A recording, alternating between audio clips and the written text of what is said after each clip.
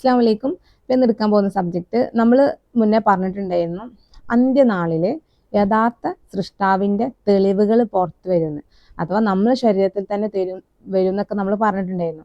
അപ്പം അതുമായി ബന്ധപ്പെട്ട് നമ്മൾ ബൈബിളിൽ പറഞ്ഞിട്ടുണ്ടായിരുന്നു, യെശയ്യാ 60:2, അന്ധകാരം ഭൂമിയെയും കൂരിട്ട് ജാതികളെയും മൂടുന്നു, നിന്റെ മേൽ കർത്താവ് ഉദിക്കും, അവൻ്റെ തേജസ്സും നിന്റെ മേൽ പ്രത്യക്ഷമാകും.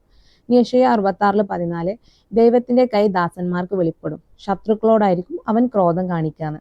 അപ്പോൾ ഇവിടെ നമ്മൾ ഒരുപാട് കാര്യങ്ങൾ മനസ്സിലാക്കേണ്ടതുണ്ട്. ഒന്ന്, അക്രമവും അനീതിയും നടക്കുന്ന ഈ ഏറ്റവും മോശം കാലഘട്ടത്തിലായിരിക്കും സൃഷ്ടാവിൻ്റെ തെളിവുകൾ വരിക എന്നുള്ളത്. അഥവാ വരികയാണെങ്കിൽ തന്നെ നിന്റെ മേൽ ഉദിക്കാന്ന് പറയുമ്പോൾ നമ്മളെ ശരീരത്തിൽ നിന്നായിരിക്കും തെളിവുകൾ പുറത്തോട്ട് വരിക എന്നുള്ളത്.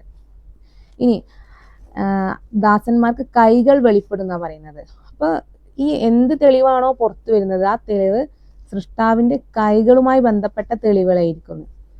ഇനി ആ തെളിവുകൾ വരുന്ന സമയത്ത് അവന് നിഷേധിക്കുകയാണെങ്കിൽ, അഥവാ ഓരോ വ്യക്തിയും ആ ഒരു സത്യത്തെ നിഷേധിക്കുകയാണെങ്കിൽ അത്ര ആളുകളോടായിരിക്കും സൃഷ്ടാവിൻ്റെ ശിക്ഷ ഇറങ്ങുക എന്നുള്ളതും കൂടെ ഇതിൽ നിന്ന് നമ്മൾ മനസ്സിലാക്കേണ്ടതുണ്ട്. ഇനി എന്താണ് ദൈവത്തിൻ്റെ കൈകൾ എന്നുള്ളത് നമ്മൾ 3 ഗ്രന്ഥത്തിൽ നിന്ന് പറഞ്ഞിട്ടുണ്ടായിരുന്നു. അതുമായി ബന്ധപ്പെട്ട് തന്നെ ഇയ്യോബ് 12:9-10 പറയുന്നത്, ദൈവത്തിൻ്റെ കൈ ഇത് പ്രവർത്തിച്ചിരിക്കുന്നു എന്നിവയെല്ലാം കൊണ്ട് ഗ്രഹിക്കാത്തവൻ ആര്?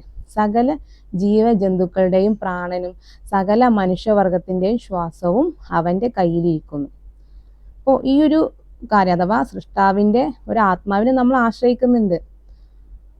ആ ആശ്രയിക്കുന്നത് കൊണ്ടാണ് നമ്മുടെ കൈകളിൽ ആ സൃഷ്ടാവിൻ്റെ പേര് വന്നിട്ടുള്ളത്. അപ്പോൾ ഇത്ര ആത്മാവ് ഇത്ര അംശങ്ങളുണ്ട് എന്ന് നമ്മൾ 3 ഗ്രന്ഥത്തിൽ നിന്ന് മനസ്സിലാക്കി.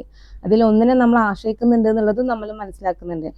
ഇനി നമ്മൾ എപ്പോഴും ഖുറാനിലാവട്ടെ അതേപോലെ ഹദീസിലൊക്കെ നമ്മൾ കേൾക്കുന്ന ഒരു കാര്യമാണ്, എൻ്റെ ആത്മാവ് ആരുടെ കയ്യിലാണോ അവനെ തന്നെയാണ് സത്യം എന്ന് നബി സല്ലല്ലാഹു അലൈഹി വസല്ലം ഒരുപാട് സത്യം ചെയ്ത് പറയുന്ന, അല്ലെങ്കിൽ വിശുദ്ധ ഖുറാനിൽ ഒരുപാട് കാണുന്നൊരു ആയത്താണത്. അപ്പം അത് തന്നെയാണ് ഇവിടെ പറയുന്നത്, ദൈവത്തിൻ്റെ കൈ ഇത് പ്രവർത്തിച്ചിരിക്കുന്നു എന്നിവയെല്ലാം കൊണ്ട് ഗ്രഹിക്കാത്തവൻ ആര്? സകല ജീവജന്തുക്കളുടെയും പ്രാണനും സകല മനുഷ്യവർഗത്തിൻ്റെ ശ്വാസവും അവൻ്റെ കയ്യിലിരിക്കുന്നു. അപ്പം സൃഷ്ടാവിൻ്റെ ആത്മാവിനെ നമ്മൾ ആശ്രയിച്ചുകൊണ്ടാണ് ഓരോ സെക്കൻഡും നമ്മൾ ജീവിക്കുന്നത്. നമ്മൾ അറിയാതെയാണ് നമ്മൾ ഭൂമിയിൽ ജീവിക്കുന്നതെന്നുണ്ടെങ്കിൽ അതെത്ര മോശം കാര്യമായിരിക്കും. കാരണം നമ്മൾ അതൊന്നും മനസ്സിലാക്കാതെ നമ്മൾ എത്രയോ തെറ്റുകൾ ചെയ്തിട്ടാണ് ഇവിടുന്ന് പോകുന്നതെന്നുണ്ടെങ്കിൽ അപ്പം അത് നമ്മൾ മനസ്സിലാക്കുക. ഇനി ഭഗവത്ഗീതയിൽ തന്നെ നമ്മൾ പറഞ്ഞല്ലേ, എൻ്റെ ഒരു അംശം കൊണ്ട് ഞാനാണ് പ്രപഞ്ചത്തെ താങ്ങുന്നത് എന്നും, അതേപോലെ ഖുറാനിലും പറയുന്നുണ്ടല്ലോ, ഈ ഭൂമിയെ താങ്ങി നിർത്തുന്നത് ഞാനാണ്, എൻ്റെ കൈകളാണെന്നൊക്കെ വിശുദ്ധ ഖുറാൻ പറയുന്നത്. അപ്പോൾ സൃഷ്ടാവിൻ്റെ കൈ എന്ന് പറയുന്ന ആ ഒരു അംശത്തെ 3 ഗ്രന്ഥങ്ങളിലും വ്യക്തമായിട്ട് തന്നെ പറയുന്നുണ്ട്, അവയെ നമ്മൾ ആശ്രയിക്കുന്നുണ്ട് എന്നും പറയുന്നുണ്ട്. ഈ ഒരു കൈകൾ വെളിപ്പെടുന്നു പറയുമ്പോൾ ആ ഒരു അംശത്തിനെ പറ്റിയിട്ടുള്ള കാര്യങ്ങളായിരിക്കും പുറത്തു വരിക. സൃഷ്ടാവിൻ്റെ കൈ നമ്മുടെ കൈകളിലുണ്ട് എന്ന് പറയുന്നുണ്ട്. അപ്പം അതുകൊണ്ട് നമ്മുടെ ശരീരത്തിൽ നിന്നുള്ള തെളിവുകളാണ് അവസാന കാലഘട്ടത്തിൽ പുറത്തു വരിക എന്നും പറയുന്നുണ്ട്. അപ്പം നമ്മളെ കൈകളിൽ അള്ളാഹ് എന്നുള്ള നാമമുണ്ട്. യഥാർത്ഥ സത്യങ്ങൾ എന്നായാലും നമ്മൾ മനസ്സിലാക്കേണ്ടതുണ്ട്. അപ്പോൾ അസ്സലാമു അലൈക്കും.